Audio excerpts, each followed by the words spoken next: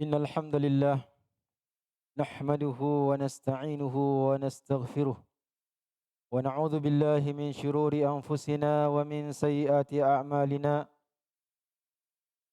من يهده الله فلا مضل له ومن يضلل فلا هادي له. أشهد أن لا إله إلا الله وحده لا شريك له وأشهد أن محمدا عبده ورسوله صلى الله عليه وعلى آله وأصحابه ومن تبعهم بإحسان إلى يوم الدين وسلم تسليما كثيرا. يا أيها الذين آمنوا اتقوا الله حق تقاته ولا تموتن إلا وأنتم مسلمون. يا أيها الناس اتقوا ربكم الذي خلقكم من نفس واحدة وخلق منها زوجها وبث منهما رجالا كثيرا ونساء واتقوا الله الذي تساءلون به والأرحام إن الله كان عليكم رقيبا. يا أيها الذين آمنوا اتقوا الله وقولوا قولا سديدا يصلح لكم أعمالكم ويغفر لكم ذنوبكم ومن يطع الله ورسوله فقد فاز فوزا عظيما. أما بعد. Ma'asyiral muslimin, jemaah Jumat rahimakumullahu taala, adalah merupakan perkara yang sangat penting untuk meluruskan dan menyatukan barisan dari orang-orang yang beriman, barisan kaum muslimin dalam agama ini. Tentu saja dilandasi dengan tauhidullah azza wa jalla, adalah dengan menegakkan salah satu sendi daripada agama ini, yaitu an-nush atau nasihat, yang Rasulullah sallallahu alaihi wa ala alihi wasallam dalam hadis yang diriwayatkan oleh Imam Muslim dari Tamim Ad-Dari radhiyallahu taala anhu, Rasulullah sallallahu alaihi wasallam bersabda, ad-dinun nasihah, ad-din an-nasihah, ad-dinun nasihah. Agama itu adalah nasihat. Yang ketika Rasulullah sallallahu alaihi wa ala alihi wasallam ditanya, liman ya Rasulullah, kepada siapa nasihat itu? Terhadap siapa nasihat itu wahai Rasulullah? Rasulullah sallallahu alaihi wasallam bersabda, lillahi wali kitabihi wali rasulihi wali a'immatil muslimin wa ammatihim. Nasihat terhadap Allah, terhadap kitabnya, kepada rasulnya sallallahu alaihi wasallam, dan terhadap pemimpin-pemimpin kaum muslimin, imam-imam kaum muslimin, dan keseluruhan dari kaum muslimin. Adapun nasihat lillah wali kitabihi wali rasulihi adalah perkara yang pokok, mendasar nah, dalam hubungannya dengan Allah Subhanahu wa taala, bagaimana kaum muslimin mengenal Allah Subhanahu wa taala, menjalankan ketaatan kepada Allah Subhanahu wa taala, demikian pula beriman, mengimani kitab Allah Subhanahu wa taala, dan menjalankan apa-apa yang diperintahkan oleh Allah Subhanahu wa taala, dan meninggalkan apa yang dilarang oleh Allah Subhanahu wa taala, serta menjalankan ketaatan kepada Rasulullah sallallahu alaihi wa ala alihi wasallam. Yang berkaitan dengan nasihat terhadap pemimpin dari kaum muslimin, dan nasihat yang terakhir yaitu keseluruhan kaum muslimin dalam rangka hubungan sesama kaum muslimin, utamanya ketika seorang melihat ada kekeliruan dari saudaranya, ada perkara-perkara yang perlu diluruskan dari saudaranya, ada hal yang perlu dia nasihatkan kepada saudaranya, Apalagi kalau saudaranya tersebut meminta nasihat darinya, yang merupakan kewajiban baginya untuk memberikan nasihat. Karena itu merupakan hak seorang muslim terhadap saudaranya. Idza stansah fansahhu, kalau dia meminta nasihat kepadamu, maka berilah nasihat. Dalam perkara memberi nasihat, tentu saja untuk kebaikan dari orang yang diberi nasihat. Banyak dari saudara-saudara kita, atau sebagian dari saudara kita yang keliru dalam menjalankan nasihat tersebut. Padahal nasihat yang asal katanya adalah nus, yang berarti memurnikan sesuatu. Dari segi bahasa, nasahtu al-asal artinya aku, nasahtu al-asal artinya saffaitu, aku murnikan madu tersebut dari kotoran-kotorannya, selain dari sarangnya disaring sehingga dia murni, bersih dari kotoran. Demikian pula pengertiannya secara istilah yang bermakna perkataan atau perbuatan yang dilandasi oleh niat ikhlas, mengharapkan wajah Allah Subhanahu wa taala, yang tulus untuk kebaikan orang yang diberikan nasihat. Apakah itu dengan perbuatannya atau dengan perkataannya. Maka ada adab-adab yang harus kita perhatikan sehingga nasihat tersebut mengenai sasaran, sehingga nasihat tersebut bermanfaat bagi orang yang kita beri nasihat. Begitu mulianya, begitu tingginya, begitu besarnya kebaikan yang didapatkan oleh orang yang memberikan nasihat kepada saudaranya dan dijalankan nasihat tersebut. Rasulullah SAW bersabda, "Man dalla ila khairin kafa'ilihi, ad-dala 'alal khair kafa'ilihi." Orang menunjukkan kepada satu kebaikan, maka seperti orang yang melakukan kebaikan tersebut. Man da'a ila huda, barang siapa memberikan petunjuk kepada suatu kebaikan, suatu kebenaran, falahu ajru, maka dia akan mendapatkan pula pahala min ghairi ayyanqus min ujuri fa'ilihi syai', tanpa mengurangi pahala orang yang melakukan kebaikan kebenaran tersebut sedikit pun. Dalam hadis yang lain Rasulullah bersabda, la yahdiyallahu bika rajulan wahida khairul laka min humurin na'am. Kalau Allah memberikan hidayah, memberikan petunjuk kepada seorang karena sebab engkau, maka itu lebih baik bagimu daripada harta yang sangat berharga.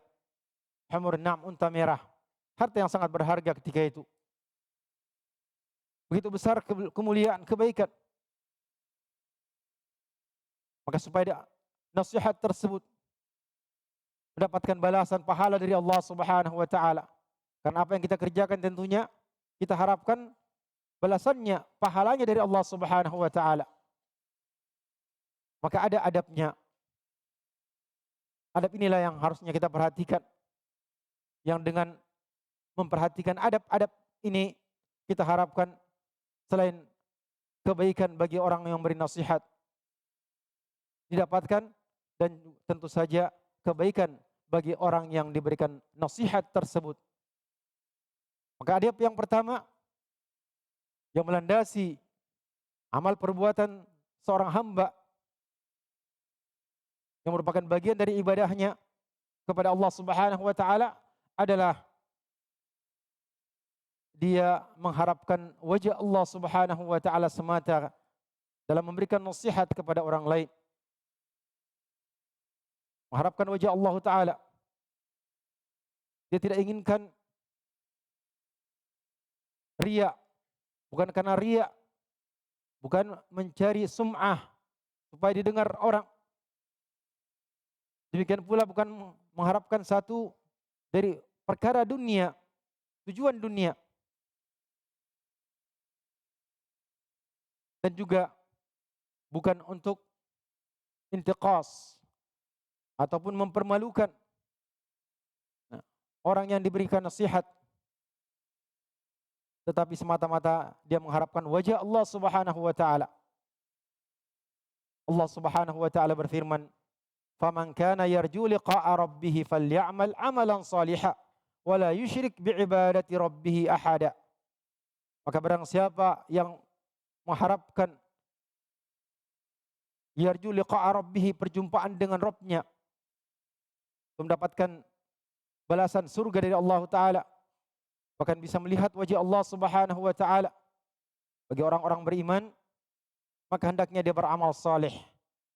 Beramal saleh, dan dia tidaklah atau janganlah dia menyekutukan dalam ibadah kepada Rabbnya dengan sesuatu apapun atau dengan siapapun juga. Yang mana amal saleh adalah amal yang diterima oleh Allah Subhanahu wa taala, terpenuhi padanya syarat, dua syarat. Yang pertama adalah keikhlasan. Amalan tersebut dikerjakan semata-mata mengharapkan wajah Allah Subhanahu wa taala, mengharapkan pahalanya dari Allah Subhanahu wa taala. Nah, bukan pujian manusia, bukan untuk mendapatkan, ketika dia memberi nasihat bukan supaya dia dipandang lebih tinggi dari orang lain, supaya dia disegani, supaya dia ditakuti, supaya orang lain mengaguminya, tetapi semata-mata mengharapkan wajah Allah Subhanahu wa taala. Kedua, sesuai nasihat tersebut dengan syariat, sesuainya nasihat tersebut dengan tuntunan Rasulullah sallallahu alaihi wasallam. Baik isi nasihatnya tersebut, demikian pula uslub, cara menyampaikan nasihat tersebut. Cara penyampaian nasihat juga harus sesuai dengan tuntunan ajaran Rasulullah sallallahu alaihi wasallam atau teladan yang telah diberikan oleh Rasulullah sallallahu alaihi wa ala alihi wasallam. Allah Subhanahu wa taala hanya menerima amalan yang saleh, yaitu yang ikhlas, hanya mengharapkan wajah Allah Subhanahu wa taala. Allah taala berfirman tentang amal yang diterima, innama yataqabbalullahu minal muttaqin. Lalu lisan salah seorang dari anak Adam ketika diterima hanya satu dari kurban mereka, maka yang diterima kurbannya dia berucap, innama yataqabbalullahu minal muttaqin. Hanyalah yang diterima oleh Allah ibadahnya itu adalah dari orang-orang bertakwa. Takwa adalah, kata Nabi sallallahu alaihi wasallam, wattaqwa hahuna. At-taqwa hahuna. At-taqwa hahuna. Ketakwaan itu di sini. Ketakwaan itu di sini. Itu amalan yang ikhlas, mengharapkan wajah Allah Subhanahu wa taala, dan keikhlasan itu letaknya pada hati. Allah taala yang mengetahui keikhlasan dari masing-masing. Meskipun seorang mengerjakan amalan yang banyak, dipuji oleh orang banyak, tapi yang mengetahui amalan tersebut diterima hanyalah Allah Subhanahu wa taala ketika amalan tersebut ada keikhlasan dan sesuai dengan tuntunan, sesuai dengan ajaran syariat yang dibawa oleh Rasulullah sallallahu alaihi wa ala alihi wasallam. Dalam hadis Nabi sallallahu alaihi wasallam bersabda, innamal a'malu binniyat wa innamal likulli imri'in ma nawa. Sesungguhnya setiap amalan itu tergantung dari niatnya, dan setiap orang akan mendapatkan apa yang dia niatkan. Jadi memberi nasihat, hendaknya landasannya adalah keikhlasan niat ketika memberikan nasihat kepada saudaranya. Dalam hadis Nabi sallallahu alaihi wasallam bersabda, "Basyir hadhil ummah bis sana'i wa tamkin fil bilad war rif'ati wan nusra fid din. Man amila minhum amal al-akhirah lid dunya falaysa lahu fil akhirati nasib." Beri kabar gembiralah, basyir hadhil ummah, kepada umat ini akan kemuliaan, keleluasaan untuk menjalankan agamanya, kemenangan, pertolongan dari Allah Ta'ala, dan ketinggian di dalam negeri atau di atas muka bumi ini. Barang siapa yang dari mereka yang mengamalkan amalan akhirat, tetapi untuk mendapatkan dunia, Salah satu dari dunia, apakah itu kekayaan dunia, harta, pujian manusia, apa saja dari kepentingan-kepentingan untuk mendapatkan kedudukan, maka laisa lahu fil akhirati nasib. Tidak ada bagiannya nanti di akhirat. Yang pertama adalah keikhlasan. Setiap orang harus selalu membersihkan niatnya, menjaga niatnya sejak pertama sampai akhir. Kata seorang a'imma, ma'alatu syai'an asyadda alayya min niyati. Tidaklah aku mengilaj, memperbaiki, menerapi sesuatu yang lebih berat bagiku daripada niat. Mungkin awalnya ketika mulai beramal masih ikhlas, tetapi di pertengahan jalan ketika sudah ada unsur dunia, sudah banyak memuji, sudah mulai diberikan kedudukan, sudah mulai ditinggikan, maka berubah niatnya. Dia sudah mulai mengarah kepada tujuan-tujuan lain selain mengharapkan wajah Allah Subhanahu wa taala. Kemudian yang kedua, jamaah sekalian rahimani wa rahimakumullah taala, adalah menggunakan uslub yang baik. Atau sebelum menggunakan uslub, masih dalam bagian yang pertama tadi, kita telah katakan bahwasanya niat kita adalah mengharapkan wajah Allah Ta'ala. Maka yang kedua, bukan untuk mempermalukan, bukan untuk merendahkan, bukan untuk menghukumi orang yang kita beri nasihat, tapi semata-mata ingin melihat kebaikan padanya, ingin meluruskannya. Karena Rasulullah SAW bersabda, la yu'minu ahadukum hatta yuhibba li akhihi ma yuhibbu li nafsihi. Tidaklah seorang dari kalian beriman, atau tidaklah kalian itu beriman sampai setiap dari kalian itu mencintai untuk saudaranya apa yang dia cintai untuk dirinya sendiri. Sampai dia sukai untuk saudaranya apa yang disukai bagi dirinya sendiri. Dia melihat jalan yang terang, petunjuk dari Allah Subhanahu wa taala, maka dia ingin melihat saudaranya seperti itu, seperti dirinya dalam kebaikan. Maka itulah menjadi niatnya. Bukan untuk mempermalukan saudaranya, bukan untuk merendahkannya, untuk menekannya, untuk menghukuminya. Nah, itu yang kedua. Kemudian yang ketiga adalah menggunakan cara yang baik dalam dakwah secara umum, dalam ajakan kepada manusia, termasuk diantaranya memberikan nasihat kepada orang. Kita diperintahkan oleh Allah Subhanahu wa taala untuk menggunakan cara yang baik dan mau'izatul hasanah. Allah taala berfirman, "Ud'u ila sabili rabbika bil hikmati wal mau'izatil hasanah wajadilhum billati hi ahsan." Serulah kepada jalan Rabbmu, jalan Tuhanmu dengan cara yang baik, dengan cara hikmah, cara yang bijak, yaitu dengan menggunakan ilmu, melandasi seruan kita itu dengan ilmu, membekali diri kita dengan ilmu. Bagaimana perkataan para ulama, hikmah di sini adalah dengan ilmu. Dan ini juga merupakan adab, bagian daripada adab seorang itu membekali dirinya dengan ilmu. Apa yang akan dinasihatkannya,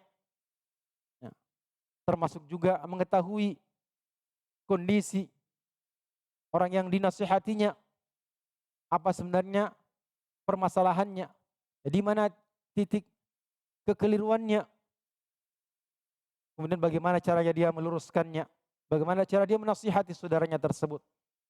Nah, itu semua membutuhkan ilmu dari kitabullah dan atau sunnah Rasulullah sallallahu alaihi wa ala alihi wasallam, yang mungkin dijelaskan dalam tafsir, dijelaskan oleh para sahabat dan diterapkan oleh para a'imah dari kalangan sahabat dan orang-orang mengikuti mereka. Dirinci oleh para ulama. Nah, bil hikmah dengan wal mau'izatil hasanah. Nah, peringatan ataupun nasihat, wejangan yang baik. Nah, dengan kelemah lembutan, tutur kata yang baik, bukan celaan, bukan sumpah serapah. Nah, karena merasa diri seorang merasa diri lebih tinggi kedudukannya. Nah, seperti atasan dengan bawahan, padahal di tempat kerja saja seorang atasan hendaknya senantiasa menjaga etika ataupun adabnya, meskipun kepada bawahan, bagaimana dia bertutur kata, bagaimana dia membangun semangat kerja dari bawahannya, bukan dengan sumpah serapah, bukan dengan celaan, bukan untuk menjatuhkan, tetapi untuk memperbaiki, melihat kebaikan pada bawahannya. Demikian pula orang kita beri nasihat. Bahkan Nabiullah Musa dan Harun alaihi wassalam diperintahkan oleh Allah Subhanahu wa taala untuk mendakwai, untuk mengingatkan Firaun yang mengaku dirinya sebagai Rabb yang tertinggi, Tuhan yang paling tinggi. Apa perintah Allah Subhanahu wa taala kepada mereka berdua? Wa qula lahu, kalian berdua ucapkanlah kepadanya, katakanlah kepadanya qaulan layyina, perkataan yang layyin, lemah lembut, yang halus. La'allahu yatadzakkaru aw yakhsha, semoga atau mudah-mudahan dia bisa mengingat, sadar atau dia takut. Ini kepada Firaun, apalagi kepada saudara kita sesama muslim. Nah, sesama muslim, apalagi orang-orang yang sudah mengenal atau sudah dalam jalan menuntut ilmu. Berikanlah nasihat yang baik, dengan bahasa yang baik, dengan bahasa yang santun. Nah, yang kata Nabi sallallahu alaihi wasallam tentang kesantunan, keramahan, kelemah lembutan itu, yang bahasa Arabnya adalah ar-rifq. Ma kana rifqu fi syai'in illa zanah. Tidaklah ar-rifq itu kesantunan. Nah, kelemah lembutan, bagian daripada kesantunan adalah tutur kata yang lemah lembut. Nah, tidaklah rifq itu ada pada sesuatu melainkan dia akan menghiasinya. Wa ma nuzi'a an syai'in illa syanah, dan tidaklah ar-rifq itu dihilangkan dari sesuatu, hilang dari sesuatu atau dicabut dari sesuatu, melainkan dia akan menjadikan sesuatu itu menjadi jelek. Sesuatu ketika tidak ada ar-rifq padanya, maka dia akan menjadi jelek. Orang yang masih dalam fitrahnya akan melihat nasihat yang diungkapkan oleh seorang ketika tidak ada ar-rifq padanya, orang menilainya sebagai sesuatu yang buruk, tidak indah, tidak bijak. Maka ucapkanlah perkataan yang baik, karena tujuan adalah untuk memperbaiki dia. Nah, tujuan adalah agar dia tidak akhadatul izzatu bil ism, membangkang meskipun dia tahu dia salah, tapi karena tidak digunakan uslub yang baik, tidak digunakan cara yang baik. Demikian pula di antara cara itu dia adalah tidak mempermalukannya, artinya tidak berbicara dengannya, menasihatinya di depan orang lain. Apalagi di media sosial sekarang ini, misalnya dia berada di satu grup, dia ingin memperbaiki seorang, maka silakan dia menggunakan japri atau wapri untuk memberikan nasihat kepada saudaranya. Meskipun kesalahan saudaranya itu diketahui oleh orang lain, orang banyak, artinya sudah merata, tapi untuk meluruskan, kita luruskan dia secara pribadi. Biarlah dia yang menarik ucapan-ucapannya, misalnya dia menyebarkan ucapannya di media sosial, biarlah dia yang rujuk dari ucapannya, dia menyatakan minta maaf dari ucapan-ucapannya tersebut, tanpa kita ketahuan atau diketahui oleh orang lain bahwa kita yang telah menjatuhkannya atau telah menyalahkannya atau telah menasihatinya. Gunakan, karena mungkin saja ketika dia dinasihati di depan orang lain, akhadhatul izzatu bil ism. Nah, ada radul fi'l, ada bantahan. Nah, dia tidak terima karena dia merasa malu atau gengsi dinasihati depan orang lain. Karena itu merupakan nah, sifat atau sifat-sifat manusia yang masih sulit untuk dihilangkan. Ketika berdua bersendirian memberikan nasihat kepada saudaranya, baik itu dari kalangan awam atau dari kalangan thalabatul ilmi yang sama-sama penuntut ilmu, apalagi tentu saja kalau memberikan nasihat kepada pemerintah, yang memiliki kekuasaan, yang memiliki kemampuan untuk melakukan tindakan kepada orang memberikan nasihat tersebut, maka tentu saja harusnya lebih sir lagi, lebih rahasia lagi, diam-diam, tidak memberikan nasihat di hadapan mimbar, di atas mimbar untuk menunjukkan kesalahan dari pemerintahnya, tetapi dia melakukan dengan diam-diam, karena tujuannya adalah untuk memperbaiki, untuk islah kaum muslimin, islah dari para a'imah, memperbaiki pemimpin kaum muslimin, demikian pula keseluruhan dari kaum muslimin. Maka perkara uslub, metode ataupun cara, baik itu dari bahasa ataupun cara secara umum, itu mesti diperhatikan oleh orang-orang yang ingin memberikan nasihat kepada saudaranya, karena kita harapkan kebaikan untuk kita semua.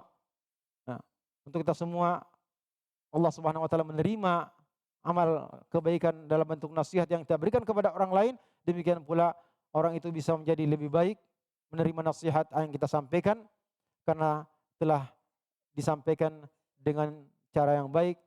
Yang pertama, karena adanya keikhlasan mengharapkan wajah Allah Subhanahu wa taala, dan dilakukan dengan cara yang sesuai dengan tuntunan, sesuai dengan teladan dan contoh dalam syariat kita, baik itu terdapat dalam kitabullah maupun dari sunnah Rasulullah sallallahu alaihi wa ala alihi wasallam.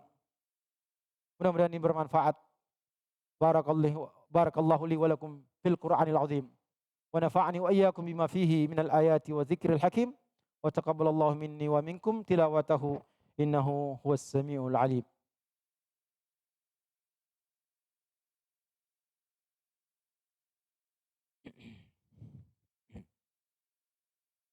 Alhamdulillahi ala ihsanih wa syukru lahu ala taufiqihi wa amtinanih. Ashhadu an la ilaha illallah wahdahu la syarika lah ta'ziman li sya'nih, wa ashhadu anna Muhammadan abduhu wa rasuluh ad-da'i ila ridwanih. Salawatullahi wa salamu alaihi wa ala alihi wa ikhwanihi, amma ba'd. Ma'asyiral muslimin rahimakumullahu ta'ala. Usikum wa nafsi bittaqwallahi azza wa jalla. Fa inna wasiyata taqwa وصية الله للأولين والآخرين. قال الله جل وعلا ولقد وصينا الذين أوتوا الكتاب من قبلكم وإياكم أن اتقوا الله. وقال تعالى وتزودوا فإن خير الزاد التقوى.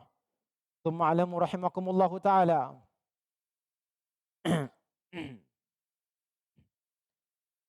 إن كل محدثة بدعة وكل بدعة ضلالة وكل ضلالة في النار.